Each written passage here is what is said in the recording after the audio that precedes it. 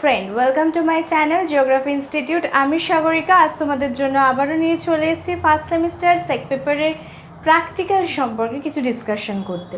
তোমরা অনেক দিন ধরে অনেকেই আমাকে রিকোয়েস্ট করছো যে যাতে আমি তোমাদের এই প্র্যাকটিক্যাল এক্সামটা কেমন হতে চলেছে, ভাইভাই কী ধরনের কোশ্চেন করতে চলেছে, এই সমস্ত কিছু সম্পর্কে একটা জিস্ট আইডিয়া দিয়ে দিই।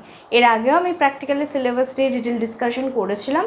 আজকে আবারও একবার কীরকম কোশ্চেন আসতে পারে, কী ধরনের প্যাটার্ন ওয়াইজ কোশ্চেন আসবে, কত মার্কসের আসতে পারে এবং তোমাদের ভাইভাতে কী ধরনের কোশ্চেন ধরতে পারে সেই রিলেটেড যাবতীয় আলোচনা করব। তো চলো শুরু করে দেওয়া যাক আজকের ভিডিও। আর যারা এখনও পর্যন্ত আমার চ্যানেলটা সাবস্ক্রাইব করোনি অবশ্যই সাবস্ক্রাইব করো আর পাশে থাকা বেল আইকনে ক্লিক করতে ভুলো না। তো দেখো, ফার্স্ট আমি তোমাদের যেটা বলতে চলেছি, তোমাদের প্র্যাকটিক্যাল এক্সামটা সিলেবাস ওয়াইজ হচ্ছে 25 মার্কসের, 25 মার্কসের, ঠিক? যার মধ্যে 5 মার্কস বাদ ইন দ্য সেন্স ভাইভা আর তোমাদের ল্যাবরেটরি নোটবুকসে 5 মার্কস আছে। তাহলে তোমাদের যেটা এক্সাম দিতে হবে, রিটেন এক্সাম, সেটাই তোমাদের কি দিতে হচ্ছে 20 মার্কসের এক্সাম, ঠিক? এবার হচ্ছে এই 20 মার্কসের নাম্বার ডিভিশনটা কীরকম হতে চলেছে। আমরা যদি সিলেবাসটাকে ভালো করে দেখি তাহলেই কনসেপ্ট ক্লিয়ার হয়ে যায়। যেমন ধরো, এই যে দুটো ফার্স্ট তোমাদের টপিক আছে, একটা হচ্ছে স্কেল রিলেটেড আর একটা হচ্ছে টোপোশিটের ড্রেনেজ বেসিন রিলেটেড। হ্যাঁ, এবার এখানে একটা গল্প আছে। অনেকে বলবে যে শুধু ড্রেনেজ বেসিনও তো আসতে পারে। না, ব্যাপারটা ভালো করে বুঝে নাও। ড্রেনেজ বেসিন, তার সাথে সেই বেসিন এরিয়ায় যে ড্রেনেজটা মানে তোমরা যে রিভারটাকে ট্রেস করলে সেই রিভারের স্ট্রিম অর্ডারিং বাই স্ট্রলার এবং তার সাথে সাথে বাইফার্কেশন রেশিও, এই পুরো গোটা জিনিসটা একসাথে আসার চান্সের বেশি। কেন বলছি কথাটা? কারণ 10 মার্কস কিন্তু থাকবে এটায়। আর 10 মার্কস বুঝতেই পারছো একটা হিউজ অ্যামাউন্ট। আর সেটা নিশ্চয়ই কোনো একটা সিঙ্গুলার বেসিস বা শুধু বাইফার্কেশন রেশিও না। অবভিয়াসলি তোমাদের কি করতে হবে, একটা বাইফার্কেশন রেশিও বার করতে গেলে অবশ্যই তোমাদের আগে স্ট্রিম অর্ডারিং করতে হবে। আর স্ট্রিম অর্ডারিং করতে গেলে কি আগে একটা রিভার বেসিন চুজ করতে হবে তোমাকে, কি টোপোশিট থেকে, ঠিক? তো এই পুরো জিনিসটা কিন্তু একসাথে আসবে। প্রতিটার ইন্ডিভিজুয়াল ভিডিও বানানো আছে, তোমরা অলরেডি অনেকেই দেখেছো। আর যারা এখনও পর্যন্ত নতুন, যারা এখনও পর্যন্ত দেখোনি, তাদের জন্য আমি ইন ডিটেল সব কিছু ডেসক্রিপশন বক্সে লিখে দিয়ে দেবো, একবার করে দেখে নিও।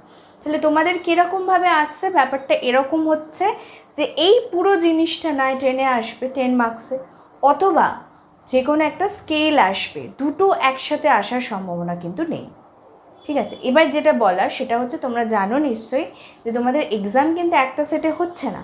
পুরো ক্যালকাটা ইউনিভার্সিটির যতগুলো তোমার কলেজ রয়েছে এবং তাদের যে ইন্ডিভিজুয়াল স্টুডেন্টস রয়েছে তাদের একটা সেপারেশন হয়। কোনো কলেজে ধরো 40টা বা 50টা স্টুডেন্ট, তাদের ক্ষেত্রে হয়তো 2টো শিফটে এক্সাম হবে।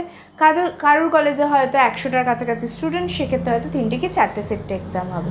মোটামুটি 5টা শিফটে জিওগ্রাফি প্র্যাকটিক্যাল এক্সাম হয়ে থাকে। তো যদি 5টা শিফটে আমরা ধরেই নিই 5 রকম কোশ্চেন আসবে, তাহলে এই দুটো অল্টারনেটিভ কেস কিন্তু আমরা দেখতে পাবো, যেখানে প্লেন স্কেল মানে লিনিয়ার স্কেল আসার সম্ভাবনা খুব কম। নর্মাল যে লিনিয়ার স্কেল হয় সেটার সম্ভাবনা মানে সেটা আসার সম্ভাবনা প্রায় একরকম নেই বললেই চলে। তাহলে কি কি আসার সম্ভাবনা আছে স্কেল থেকে? স্কেল থেকে আসবে হচ্ছে কম্পারেটিভ লিনিয়ার স্কেল। এটারও ভিডিও বানানো আছে, যারা দেখোনি তাদের জন্য আমি ডেসক্রিপশন বক্সে লিঙ্ক দিয়ে দেবো, দেখে নিও। তাহলে কম্পারেটিভ লিনিয়ার স্কেল খুব ইম্পর্ট্যান্ট, দেয় কোনো না কোনো একটা সেটে ডেফিনেটলি কম্পারেটিভ পড়বে, হয়তো দুটো সেটেও পড়তে পারে, ঠিক আছে? ডায়াগোনাল স্কেল, এটাও প্রচণ্ড কমন একটা টপিক, এটাও মোটামুটি একটা দুটো সেটে এসেই থাকে। ভার্নিয়ার স্কেলটার ক্ষেত্রে কী হয়, সাধারণভাবে ক্যালকাটা ইউনিভার্সিটি ভার্নিয়ার স্কেল খুব টাফ সেট বানালে তখনই দেয়। তো সেক্ষেত্রে কী হবে, ভার্নিয়ার স্কেল কিন্তু তোমাদের একটা টার্গেটে থাকবেই। তবে বেশি করে কম্পারেটিভ লিনিয়ার স্কেল আর ডায়াগোনাল স্কেল প্র্যাকটিস করে যাও। ভার্নিয়ার অবশ্যই করবে, তা বলে আমি ছেড়ে চলে যেতে বলছি না, ভার্নিয়ার স্কেলও করবে, কিন্তু এই দুটোর উপর জোর বেশি দাও। তাহলে তোমাদের স্কেলটা কি হচ্ছে, স্কেলটাতে কিন্তু 10 মার্কস থাকছে। এবার তোমরা অনেকে জিজ্ঞাসা করতো যে এই স্কেলগুলো রিলেটেড কোশ্চেন আসবে কিনা, মানে হচ্ছে থিওরি কোশ্চেন, যেমন ধরো কম্পারেটিভ স্কেল কাকে বলে, লিনিয়ার স্কেল কাকে বলে, বা ধরো ভার্নিয়ার স্কেল কাকে বলে, আসার সম্ভাবনা নেই, জানো তো? এই ধরনের কোয়েশ্চেন 11-12 পর্যন্ত এসে থাকে কলেজে, কিন্তু এই কাকে বলে বা ইউজেস এগুলো খুব কম আসে না বলবো না, খুব রেয়ার আসে। কিন্তু এগুলো তোমাদের পড়তেই হবে, কি কারণে বলো তো? ভাইভার জন্য। এই যে ভাইভাটা হবে না, সেটাই কিন্তু এই ধরনের কোশ্চেন ধরে থাকে। আমি বলে দিচ্ছি ভাইভায় কী ধরনের কোশ্চেন হবে। তারপরে প্র্যাকটিক্যাল এক্সামের জন্য যেগুলো তোমরা রিটেন দেবে সেটার ক্ষেত্রে তোমাদের এই ডায়াগ্রামগুলো উইথ ইন্টারপ্রিটেশন এবং প্রপার ক্যালকুলেশন প্র্যাকটিস করতে হবে। ওকে, নেক্সট টপিকে যাই। এই যেটা আর একটা 10 মার্কসের কোয়েশ্চেনের একটা টপিক, সেটার ক্ষেত্রে তো আমি বললাম অলরেডি তোমাদের 5 ইঞ্চ বাই 5 ইঞ্চ অথবা তোমাদের 5 সেন্টিমিটার বাই 5 সেন্টিমিটার বা 10 সেন্টিমিটার বাই 10 সেন্টিমিটার যে কোনো কিছু তোমাদের মেনশন করা থাকবে। আর যদি মেনশন না করা থাকে সেক্ষেত্রে তোমার পছন্দ মতো একটা জায়গা বাঁচবে যেখানে ভালো ড্রেসিং খুঁজে পাচ্ছ, একটা ভালো ড্রেনেজ প্যাটার্ন খুঁজে পাচ্ছ, সেই জায়গাটা বাঁচবে, বেছে নিয়ে ইকুয়াল গ্রিড, মানে ধরো তোমার যে ড্রেনেজটা পেয়েছো সেটা ধরো 4 সেন্টিমিটার বাই 4 সেন্টিমিটার হলো, ইজিলি করতে পারো। তোমাদের যদি মেনশন করা থাকে 5 সেন্টিমিটার বা 5 সেন্টিমিটার বা 4 ইঞ্চ বাই 4 ইঞ্চ, যদি মেনশন করা থাকে তাহলে সেটাই করতে হবে, কম বেশি করা যাবে না। যদি মেনশন না করে দেওয়া থাকে কোশ্চেন পেপারে সেক্ষেত্রে তোমরা ইচ্ছে মতো করতে পারো, অবশ্যই 3 সেন্টিমিটার বাই 3 সেন্টিমিটারের নিচে যেন না হয়, আর অবশ্যই 10 সেন্টিমিটার বাই 10 সেন্টিমিটারের উপরেও যেন না হয় ভ্যালুটা। ওকে, মাথায় রেখো। এবার একটা জিনিস খুব ইম্পর্টেন্ট তোমাদের বলে দিই, শুধু যে তোমরা ট্রেস করলে, ল্যাট লং বার করলে, অর্ডারিং করলে, বাইফার্কেশন রেশিও বার করে ছেড়ে দিলে তা কিন্তু নয়, তোমাদের কিন্তু ইন্টারপ্রিটেশন লিখতে হবে, যেটা খুব খুব খুব গুরুত্বপূর্ণ। ইন্টারপ্রিটেশন কি? একটা ড্রেনেজ বেসিন তোমরা পেলে, কোন রিভার থেকে এসছে, কীরকম এরিয়াতে তোমরা ড্রেনেজ বেসিন দেখতে পেয়েছো, সেটা প্লেটো এরিয়া না নর্মাল প্লেন ল্যান্ড কি হিলি রিজিয়ন, সেটা তোমরা দেখাতে পারবে। কি ধরনের ড্রেনেজ বেসিন তোমরা পেলে, মানে হচ্ছে কি ধরনের প্যাটার্নটা লক্ষ্য করছো, যে তোমরা ড্রেনেজ বেসিন থেকে যে স্ট্রিম অর্ডারিংটা করছো, যে স্ট্রিমটার ওপর করছো সেই স্ট্রিমের প্যাটার্নটা কি হতে পারে, সেটা ডেন্ড্রাইটিক প্যাটার্ন হতে পারে, সেটা প্যারালাল প্যাটার্ন হতে পারে, সেটা তোমাদের হেরিং বোন pattern, any types of pattern তোমরা সেখানে লক্ষ্য করতে পারো। যদি মেনশন করে দাও এতে কী বলতো, নাম্বারটা ভ্যারি করবে। যত কমপ্লিট অ্যান্সার করবে তত ভাবে নাম্বারটা তোমরা পাওয়ার একটা সম্ভাবনা থাকবে। তাহলে কি করতে হবে, ইন্ডিভিজুয়াল বেসিন কালেক্ট করার পর সমস্ত কিছু লিখবে, কিন্তু কোন গ্রেড থেকে নিচ্ছ, ল্যাট লং কত বেরোচ্ছে, ম্যাপ নাম্বার কত থাকছে, আরএফ কত থাকছে, সমস্ত কিছু দেবে, কোনোটা মিসপ্লেসড করবে না, প্রতিটার জন্য ইন্ডিভিজুয়াল নাম্বার থাকে। ওকে, হয়ে গেল। এবার হচ্ছে তোমরা বাইফার্কেশন রেশিও বার করলে কতটা মান হলো, এর থেকে কী বোঝা গেল, কতগুলো অর্ডারিং পেলে, তারপরে নদীর গঠনটা কতটা জটিল বা কতটা সরল, সব কিছু ইনডিট তোমরা ব্যাখ্যা করবে, চেষ্টা করবে যে এমন কিছু নদী বাছার যেটাতে মোটামুটি 3 থেকে 4টে অর্ডারিং যেন পাওয়া যায়। একদম ওই 1-2 অর্ডারিং হলে কিন্তু সেটা বাইফার্কেশন রেশিও বার করতে গিয়ে প্রবলেম হবে। ওকে, এবার যেটা বলার সেটা হচ্ছে নাম্বার 3 and 4, মানে এই দুটো তো 10 মার্কসে অল্টারনেটিভ আসছে। সম্ভাবনার ক্ষেত্রে যেটা আমার বলার, যে স্কেল এলে হয়তো এটা আসবে না বা এটা এলে হয়তো স্কেল আসবে না, দুটো একসাথে দেওয়ার সম্ভাবনা কম। এবার নেক্সট হচ্ছে identification of drainage pattern and channel pattern. Drainage প্যাটার্নও যা, চ্যানেল প্যাটার্নও তাই। ড্রেনেজ প্যাটার্নের ক্ষেত্রে তুমি নদী রিলেটেড বলবে, চ্যানেল প্যাটার্নের ক্ষেত্রে তুমি নদীর যে গহ্বর তৈরি হয়েছে বা নদীর যে বেসিন তৈরি হচ্ছে সেটা সম্পর্কে বলবে। এটা নিয়েও ইনডিট ভিডিও আমার বানানো আছে, তোমরা সবাই দেখে নেবে। এটার ক্ষেত্রেও কী করতে হবে, তোমাদের প্যাটার্ন তুলতে হবে, সেটা ডিসক্রাইব করতে হতে পারে, দিল হয়তো 3 ধরনের প্যাটার্ন আইডেন্টিফাই করতে দিল, সেটাকে ডেসক্রাইব করতে হবে, কোথা থেকে পেয়েছো, ল্যাট লং বার করতে হবে, সব কিছুই যেরকম করছো সেভাবে প্রতিটা ইন্ডিভিজুয়ালি তোমাদেরকে ইন্টারপ্রিটেশন লিখতে হবে, কীরকম দেখতে পাচ্ছ, কিছু হিলি রিজিয়ন রয়েছে কিনা, ভেজিটেশন রয়েছে কিনা, কোন পাহাড় থেকে সৃষ্টি হচ্ছে নদীগুলো, সমস্ত কিছু। ওকে, এটা 6 মার্কসে আসার সম্ভাবনা বেশি। ভেরিফিকেশন হতে পারে, 3+3 আসতে পারে, 4+2 আসতে পারে, ইন্টারপ্রিটেশনের সাথে রিলেশন থাকবে। আর লাস্ট হচ্ছে construction of interpretation of wind rose, এটা একটা আসার সম্ভাবনা হাইয়েস্ট। উইন্ড রোজ আর ড্রেনেজ চ্যানেল প্যাটার্নের মধ্যে মোটামুটি দুটোই আসার সম্ভাবনা আছে। বুঝতেই পারছো নাম্বারটা আমাদের 20, এটা ছেড়ে দাও, এটা 5 মার্কসে আছে, এটা তো আলাদা ব্যাপার।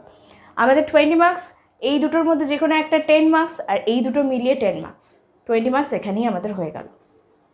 লেজুর কোশ্চেন আবারও বলছি, এবার হচ্ছে মেইন যে ব্যাপারটা তোমরা জানতে চাইছো যে এর রিলেটেড কিছু পড়বো কিনা, ভাইভাই কী ধরনের কোশ্চেন ধরতে পারে। দেখো, ভাইবা নিয়ে এত টেনশন করো না, ঠিক আছে। 5 নাম্বার আসছে, তার মধ্যে খাতায় মোটামুটি 2 নাম্বার থাকে, 3 নম্বর থাকে তোমার কনক্লুশন বা তোমার কথার ওপর বেস করে। এবার ধরো তুমি কিছুই বলতে পারলে না, তোমার খাতা খুব সুন্দর হয়েছে, তাহলে কিন্তু অবশ্যই তুমি খাতায় 2 পাচ্ছ না, কারণ তুমি যে খাতাটা বানিয়েছো তার প্রমাণ কি, তুমি যখন বলতে পারবে তখনই সেটা প্রমাণ করবে যে তুমি খাতাটা বানিয়েছো, মানে তোমার ল্যাবরেটরি নোটবুকটা তুমি নিজে বানিয়েছো। এবার যেটা বলছি ভালো করে শোনো, তোমাদের ইন্ডিভিজুয়াল কলেজ যেভাবে প্র্যাকটিক্যাল ল্যাবরেটরি নোটবুক বানিয়েছে, প্রতিটা জিনিস খুঁটিনাটি বিষয় ভালো করে দেখে যাবে, পড়ে যাবে, কীভাবে এগোছো, কোন ম্যাপ থেকে নিয়ে এগোছো, কত নাম্বার ম্যাপ ছিল, কি আরএফ ছিল, কোন জায়গা থেকে করেছো, ইন্ডিভিজুয়ালি প্রতিটা জিনিস ভালো করে দেখে যাবে। এইগুলোই ভাইভায় ধরে। ধরো বললো যে ম্যাপ নাম্বার থেকে তোমরা ড্রেনেজ প্যাটার্ন করেছো, সে ম্যাপ নাম্বারটা বলো, কোন জায়গার ম্যাপ সেটা, কি আরএফ আছে, কী ধরনের প্যাটার্ন তোমরা ওখানে দেখতে পেয়েছো, কেন এই গ্রিডটাই চুজ করলে অন্য গ্রিড চুজ করলে না, পুরোটাই কিন্তু তোমাদের কলেজ যেভাবে করিয়েছে সেটার উপর বেস করেই উনি কোশ্চেন করবেন। বাইরে বিশাল কিছু কোশ্চেন করা বা একদম আননোন কিছু কোশ্চেন করা করবেন না। স্কেল থেকে সাধারণত কোন কোন স্কেল কোন কোন ইনস্ট্রুমেন্টে ব্যবহার করা হয়, ইউজেস, তারপরে হচ্ছে অ্যাডভান্টেজ ডিসঅ্যাডভান্টেজ, এই ধরনের কোশ্চেন কাকে বলে অত ধরেন না। হয়তো এটা দিতে পারে যে ভার্নিয়ার স্কেলের প্রবক্তাকে, এরকম কিছু শর্ট কোশ্চেন ধরতে পারে। নেক্সট হচ্ছে জেনারেল অর্ডারিং, স্ট্রিম অর্ডারিং, স্ট্রলারের ছাড়া আর কার কার আছে এগুলো আমি বলেছি অলরেডি আমার ভিডিওতে।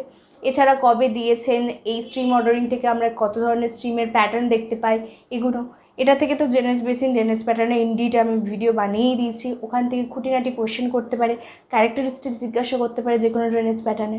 তারপরে হচ্ছে উইন্ডোজ ডায়াগ্রাম থেকে সাধারণভাবে যে বিশেষ কিছু কোশ্চেন করে তা নয়, এটা অ্যাকচুয়ালি ওয়েদার ম্যাপ রিলেটেড। মনে রাখবে উইন্ডোজ কিন্তু নিজে থেকে হয় না, ওয়েদার ম্যাপ বলে এক ধরনের ম্যাপ হয়, সেই ম্যাপ থেকে আমরা উইন্ডোজ ক্যালকুলেট করি কিসের মাধ্যমে, বায়ু প্রবাহের দিকের মাধ্যমে, নট বায়ুপ্রবাহের যে ইউনিট নট, সেই নটের ভিত্তিতে আমরা উইন্ডোজ ডায়াগ্রাম এঁকে থাকি। এর ইন্টারপ্রিটেশন তোমাদের লেখা আমি বলেছি কীভাবে লিখতে হবে, সেটাও একবার ফলো আপ করে যাবে।